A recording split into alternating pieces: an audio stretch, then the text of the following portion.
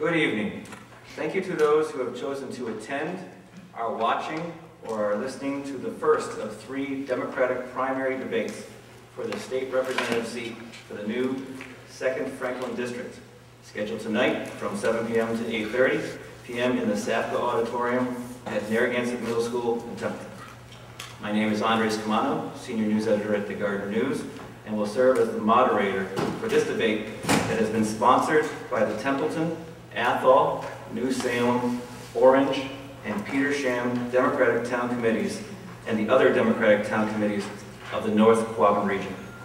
Our thanks to the Narragansett Middle School for the use of this auditorium and the Petersham Historical Society for the use of their video equipment. The format of this debate will include 1-minute opening statements by each of the 4 candidates, who in alphabetical order are Representative Denise Andrews, Rebecca Bialecki, Genevieve Frazier, and Jim White, followed by a total of 5 questions from myself to the candidates, with each candidate provided up to 90 seconds to answer. After that segment, nearly a half hour will be provided for as many as 4 audience-provided questions to be answered by the candidates. Again, with each candidate being allowed 90 seconds to respond. The audience can submit questions by writing them and giving them to a committee member for consideration. In our final segment, candidates will also be provided an opportunity to ask questions of the 3 other candidates, with each of the 3 responding candidates again being provided 90 seconds to answer. If there is any time remaining prior to the final 10 minutes of this 90-minute debate, I will read from an additional group of previously approved questions. After tonight's debate, there will be 2 other debates involving these 4 state representative candidates. On Monday, August 13th at the Athol Orange Elks Club, and Thursday, August 23rd at Belchertown Town Hall. Each debate will begin at 7 p.m. Please remember to vote in the Democratic primary on Thursday, September 6th, and in the general election on Tuesday, November 6th. Again, thank you for those who are interested in learning about the candidates in your community, whether they are here tonight or are watching or listening to tonight's debate. And before we begin, if I could ask those of you in the audience to please turn off your cell phones. And we will begin with opening statements, and we will do it alphabetically. So first we will start with Representative Andrews, and then follow down the table Ms. Bialecki, Ms. Frazier, and then Mr. White. And again, 90 seconds, a minute for each opening statement. Good evening, and happy 25th to 250th, let me get my fact right, 250th anniversary to Templeton, a beautiful town. I am happy everyone is here tonight. It's forums like this that make democracy better and our communities better. I am Denise Andrews. I am the state representative for the 2nd Franklin. I am seeking re-election so that I can continue to work together to serve people in an area that I love and respect. My mantra is, to whom much is given, much is required. I promised in 2010 to do my very best and to work with others and focus on economic development and jobs, education, renewable resources, and creating vibrant communities. I fulfilled my promise, and I'm seeking your support so I can continue to work with you on behalf of all the new 12 towns of the new district. Thank you. I am Rebecca Bialecki, and thank you very much to the committees who made this evening possible. I believe that the new 2nd Franklin District brings tremendous opportunity to develop a real plan for the economic growth that we need to create living wage jobs and increased opportunities for our young people. I am running for state rep as I have the experience and dedication needed to take our community forward. I have a real investment in our future here. I am from this region and have worked in this region for most of my adult life. I believe that I have experience in developing solutions that bring much needed jobs and real resources to our towns. These resources are not created in a vacuum, but in collaboration with many partners, each with an equal voice. I believe it is time that our region's voice was heard on Beacon Hill, and I believe I can help to achieve just that. Ms. Frazier?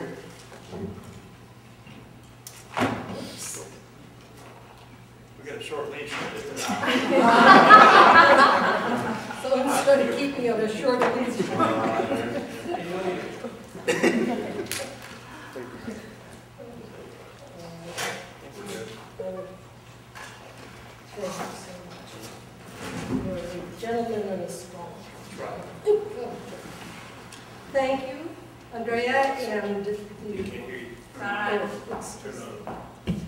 Want to thank the committee for organizing this and the town of Templeton for hosting us.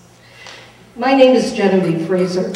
Too often our region functions like a third world country with our natural resources shipped elsewhere, our water to Boston and our timber to points across the globe, from Canada to China, where it's milled and manufactured and shipped back to our shores to be sold. I'm running for state representative to reverse the trend of exploitation and economic downturn, to work with business, industry, and municipal leaders, to work with colleges and universities and the Commonwealth's Technology Collaborative, to work to rebuild the region's local economic base and bring jobs to help our families thrive. As an aide to State Senator Robert Wetmore, I learned firsthand from one of the best what it means to be a true public servant, to dedicate one's life to ensuring that residents of the municipalities in which they live thrive. As a planner for the Private Industry Council, I investigated the strengths and Ms. Fraser, sorry, your time's up. Watch that man closely. My name is Jim White, and I too would like to thank you all for attending tonight. We're not going to have much time to go over things that are very important, so I want to draw your attention to the fact that on my website at votejimwhite.org, I have created a blueprint for success. The blueprint is rather exhaustive and covers a number of areas that I believe are very important for this area: economic development and jobs, infrastructure and our natural resources, and finally, and I think as much important as anything, open government. Government that is transparent, that allows the people to see exactly how and why and what's going on Beacon Hill. There has been, over the years, a large push to close down government and to cut off your access from what your state representatives and senators are doing. I believe that that's wrong, and I believe that it hurts our party. So I will be pushing for that. The blueprint is on the website, and you'll get a chance to review it, because I don't believe I'll have a chance to cover everything that needs to be said tonight, and I don't expect to. But again, I thank you for coming, and I thank you for your attention to everything we're about to say. Thank you, Mr. White. So now we begin with the first of 5 questions. We will start with Representative Andrews and work down the table, and then we will rotate from there. So the first question, Representative Andrews, in your view, what impact can the legislature have on jobs for our region? What have you done or would you do with regards to improving jobs in our area? Can you cite specific actions you would take, if elected, in 2013 to help create jobs in our area? And as a legislator for our region, what role do you see for job training or tax credits? In 90 seconds, I will not do justice to that question, but jobs is the #1 concern of our communities. The legislature makes a big difference. We invest a lot of money into economic development, into grants, into education to prepare the workforce, to youth jobs, youth preparation. Our $20 billion budget, one of the priorities that I've fought for as a champion of this region, is to fight for our youth, to get them prepared for work, to be an ambassador for this area, because our skills in this area is 2% higher achievement than the rest of the state, while our unemployment is 2% lower, and that doesn't match. So legislature does a lot. I am fighting. I will continue to work on that top priority, forming an economic development council. I did my first month, and I've met with that group, and we're forming a business roundtable, and we have specific projects that deal with workforce, electric costs, and major investment. And I had a meeting last week with the Boston Capital Group, getting investors to come here and do smart growth, not any growth, so that we get the quality of life we're used to, but we get good jobs here too. Thank you, Ms. Andrews. Ms. Bialecki? Well, again, I think 90 seconds is a really short amount of time to address this question. I think that the legislator's job is to create policy which supports development. We certainly have not done a great job of marketing our region to the kind of business that really could thrive here. We certainly do not have in our entire district a tourism council, which is one way that dollars flow through the state in order to really be attractive to industries and tourism as a destination. We don't have an option for that currently. We need to do a better job. Some of the things that I have had an opportunity to work on in my experience have included creation and management of the North Quabbin Loan Fund, which provides capital to small and expanding existing businesses. We have partnered with the town of Athol and Mount Wachusett Community College to help create the Entrepreneurship Center in downtown Athol. We have had an opportunity to work jointly in building and supporting a transportation system in the North Quabbin region, which I'd love to see expanded further. I currently manage the North Quabbin Woods Project, which supports over 80 local artisans to bring a real venue for them to be able to sell their wares to a national market.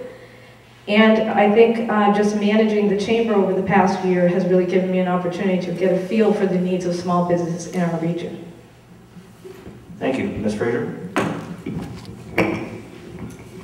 As a former aide to Senator Wetmore, I saw firsthand the kind of economic development that could happen when you have legislators sensitive to the region. One of the problems we have is that we have a low-density population, which is typical of small town and rural areas. And a lot of the money flows east or in the Boston area along the 495 belt. An example is the Gateway Cities program, which allows all sorts of economic development incentives for major cities which have had their mature industries flee to the south or globally. And we need to take that kind of incentive and have it available for small town and rural areas. I am a former planner with the Private Industry Council. I helped to bring jobs and economic development to the entire region. I was at Mount Wachusett Community College, initiated the Forest Wood Products Institute. I also chaired the Northern Tier Transit Coalition, which brought transportation from Gardner to Greenfield with the Link bus system. An example of the way that small towns are excluded at times is the Mass Cultural Council has special grants for municipal buildings, but it was only for 50,000 square feet, etc. I worked with Senator Brewer to change that so that Thank you, Ms. Fraser. Joy? Thank you. First off, I don't believe that government creates jobs. I believe that government makes opportunities available through the proper creation of programs such as the Gateways Communities, policies that allow jobs to grow and companies to move in and be able to function and provide those kind of jobs. And I don't mean $10 an hour jobs. What we found is that this state of Massachusetts, it takes $13 an hour minimum to make a living wage. But yet we hear about jobs that are created all the time, and they're just not even that high. What we need are jobs that are real. And with the Gateways Community Act, the problem is that it only supports towns that are over 30,000 people. So I propose creating rural enterprise zones that will allow for the smaller communities to band together and also have the same opportunities. The fact of the matter is, when there's $26 billion in tax breaks given to companies along 495 and 128, we can't possibly compete with them. We can have all kinds of things going on here. We can work crazy to try to bring kids and do things, but unless you're going to give the opportunities to companies and the incentives for them to come here, it's worth zero, because we just can't compete. And that would be a priority of myself. I personally am running because I believe that what has been done isn't enough, and I think it needs to be worked harder. Thank you. Our next question, we will begin with Ms. Bialecki. With the change of the legislative district to include 12 communities, including Templeton and Phillipston, what have you done to learn about each of the community's individual needs that you would seek to satisfy if elected to the state legislature? And how could you best contribute to meeting the needs of the approximately 40,000 residents that are within the newly formed district? The reorganization of this district played a large role in my decision to run for this office. In the past, the 6 towns that previously made up the 2nd Franklin were dominated by the needs of Greenfield, which is a much larger community. In my estimation, the way the towns are configured now, with these 12 towns, although it's a larger number of towns, it's still the same number of people, and it certainly is a much more cohesive group of towns with a lot more in common. We face a lot of the same challenges, we face many of the same struggles, but we also have a lot of the same assets that we really could take advantage of in a much more proactive way than we have with any larger town sort of outweighing the needs of the smaller towns united. I'm really excited for the opportunity. For me, getting to know several of the towns was not a challenge because for the last 12 years I have worked regionally at the North Quadrant level. Templeton was a newer town, but certainly is a neighbor that I know pretty well and have had the opportunity to work with the school district here in the past. So a lot of time has been spent in Templeton to get to know other residents, other needs, other concerns, and have learned a lot about the struggles and challenges of Templeton, which are not very different from the other towns that I've worked within over the last 12 years. Thank you. Ms. Fraser?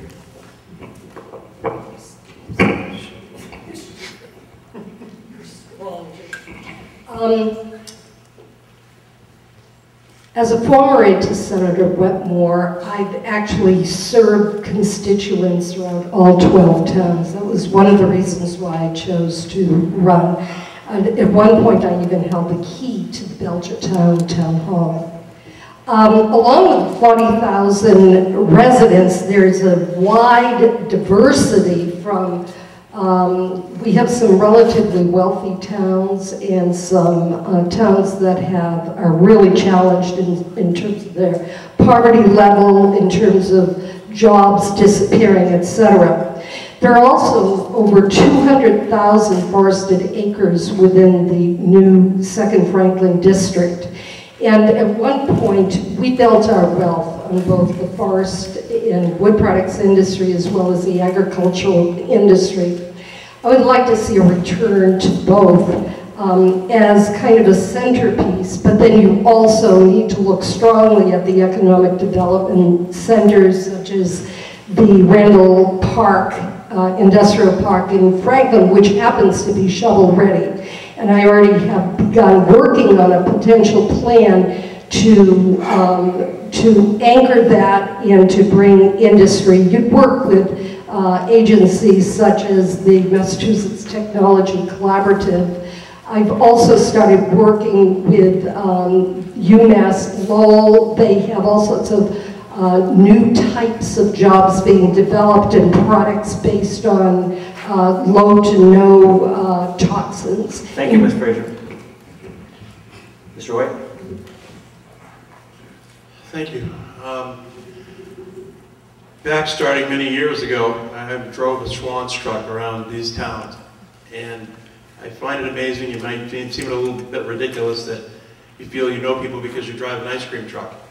But the reality is that I went into people's houses every day, hundreds and hundreds, in just about every town in this district. And those people have remained close friends with mine for over 15, almost 20 years. The reality is I know these towns. I don't need to get to know them. I know them really well. I know that we've got farming communities, we've got manufacturing communities that have died, we have bedroom communities, and they're separated and they've all have different needs. And whoever's the state representative needs to be aware of those needs and understand exactly what those communities want and desire for their growth. Most of the towns need each other because we do need jobs. And if we can get jobs in places like Athol, Templeton, Orange, Irving, if we can help the community, help the companies that are already there, your Starrett's, your paper mills. My wife works at the Irving paper mill. There's a beautiful paper mill out here. The farmers. And I'll tell you what, in Athol, there's also a very large meat processing plant that we all saw burn down and affected the entire region. Those people need our assistance too. And I would support Bill 3351 to help remove bottlenecks for them moving their meat products throughout the region. There's a number of things that need to be done, and it's all diverse, and I already know. Thank you. Ms. Andrews? I've spent 30 years in manufacturing plants and in business, and there's a principle called managing by walking around. You have to walk around and talk to people and listen. I've done that, I'll continue to do that. Our team has made a practice from day one to attend every town meeting that we can possibly go to, so we hear firsthand what's on the hearts and minds of each town member that's showing up to those critical meetings. I go out to businesses, the first question I ask is, how is business? Every time I go in. Because I want to know from that small business owner what he or she is dealing with and how I can be sensitized and support in my role to make sure they're successful for not only their family, but for our community. Getting data. I've read the economic development reports, the tourism reports, the metrics, the town reports. Data speaks volumes. There's ideas, and there's the funding, and there's the results. Coming from 30 years of management, concepts are great, but they have to be executed and they have to be maintained. I focus on getting results by working with other people and making things happen in a shorter time than never. And so that's what I've brought to the district, and that's what I hope to continue to bring. And Templeton is absolutely beautiful. I've been in the furniture store, I'm putting on weight from the ice cream store, and the Swedish bread down at the kitchen garden. Absolutely wonderful assets. There's some things going on to get tourism here, and how can we support those groups and continue to accelerate that progress. Thank you, Representative Andrews. Our next question, we will start with Ms. Fraser. Knowing some of the recent examples of green energy being implemented in the region, including a turbine being erected behind the Narragansett Regional High School, behind us, what programs and regulations would you support to be implemented in the districts? I support solar and wind, however, I think you have to cite them very carefully. There are a lot of neighborhoods where you have very intrusive solar projects being proposed.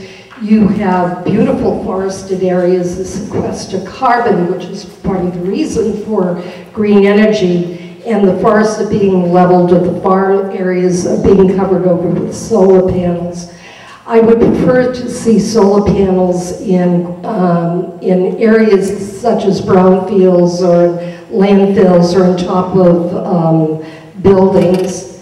I totally support small-scale biomass. I helped create the Forest and Wood Products Institute, which was funded by Senator Wetmore, and he chaired it. And we brought biomass there and saved the college millions of dollars. They heat the biomass. They are now generating electricity with wind. There's a place for each and every one of them. I would like to bring small-scale biomass chip technology, combined heat and power, and use it as a centerpiece where you can offer the cheapest heat, the cheapest energy anywhere. We have all these 200,000 acres of forested areas. They need to be managed, and just from the wood scraps and wood waste, we could power a whole economic revolution in this area. Thank you. Mr. White? Thank you. The wood and forest products industry generates more than $3.2 million a year in our state. This area is ripe for those types of industries.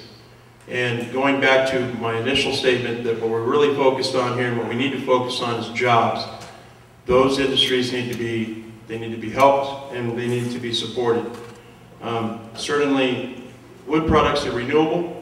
They sequester the carbon effects of fossil fuels, and it's a product that has become cleaner and cleaner as it's become more and more developed. Obviously, wind and solar are important too, but I'm not certain that our technologies are really quite where they need to be. So we need to continue supporting those technologies and the growth of the science in those processes. I know that Templeton's done an excellent job with the windmills here, obviously, and also working for solar farms, because those projects will be a great benefit in the future and then now to this town of Templeton. And many other towns are doing the same thing. Warwick is signing an agreement for solar panels, and oh goodness, there's one going up at the Adams Farm again, talking about them in Athol. This is where we need to focus. Thank you. Representative Anderson. Massachusetts should lead on many fronts, and we're in a position to do that on green technology with the governor and some of the work going on by small businesses and the activists. Last night around 10 o'clock we passed the energy bill, which continues to drive solar credits to bring more solar to the Commonwealth. I'm a supporter of solar, wind, geothermal, and hydro. We had 6 dams in the old district. I've got to count up what's the new ones coming in. We're trying to incentivize to have hydro be competitive with the other rates so we can put those online while doing it respectfully of the environment. I do not support incinerators in the district. I do not support Vermont Yankee and would like it closed responsibly. Responsibly means those workers there have excellent retirement, excellent severance packages, and excellent retraining. We do not leave those workers high and dry for a company that hasn't kept up with what they needed to with their workers. You will get a direct answer from me. If you don't agree, please let me know so together we can grow and come better. But at the end of the day, Massachusetts has the ability to lead in green energy. We live in a pristine, beautiful area, and we can teach the country how to do that well. And so I'm really looking forward to really taking on more of that. Thank you. Thank you, Ms. Bialik. I agree that we absolutely should be the leader in green technologies.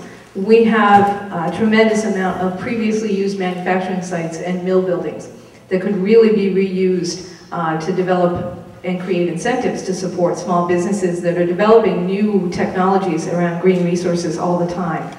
If we really created those kind of incentives for businesses doing research and development, we would be creating some really fabulous living wage jobs for our local residents.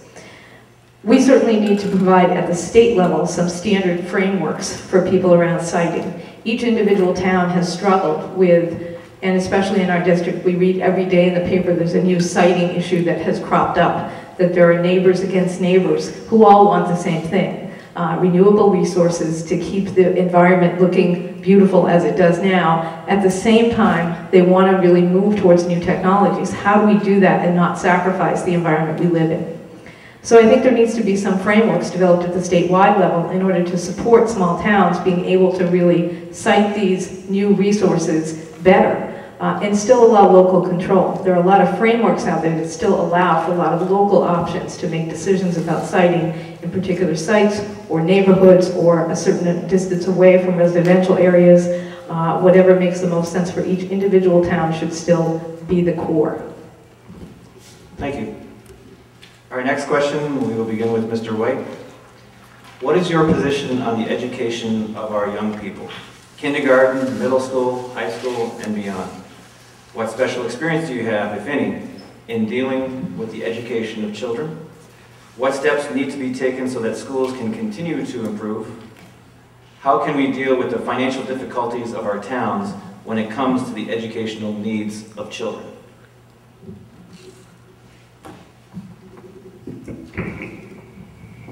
Another question that's too in-depth in a short period of time. My position on education is that education allows for good jobs.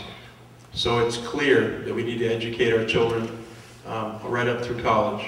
When I was growing up, I grew up in California, and community colleges there were just free, period. The state took care of it. The fact of the matter is that our legislature has done a terrible job, in my opinion, of funding Chapter 70 and allowing towns to have the money to support these districts. The problem happens where we force the towns to increase property taxes or to take that burden on themselves. And that directly affects seniors, it directly affects the middle class, and the fact of the matter is we need to get the state to start picking up its bigger share, because this disproportionate weight on the seniors and the middle class just cannot be tolerated. Now, the fact of the matter is we need that education. These children need to be educated, and we need to stop this mandatory testing. MCAS gets us nowhere. It's a great burden to the people that run it, but we all heard the idea that they're teaching to the test. And the fact of the matter is that children that are just taught to a test just know the test answers. We need them to know more than that. We need them to be able to be ready to walk out into the world and to be able to perform and make themselves a living. Thank you, Mr. White. Representative Anders? Education is the lifeblood of any society. Education allows us to have civil rights, to have people who realize their dreams, and to have the ability to have vibrant communities. Public education in the wealthiest country in the world should be available to everyone, starting at pre-K all the way through at least 2 years post-high school. It's a community responsibility that requires the parents, the teachers, and all of us to care enough to figure it out. It's not that we don't want to fund, it's we've got some structural costs. Healthcare, as you well know, is crowding out everything else in our budgets. 70% of the state budget has gone to healthcare.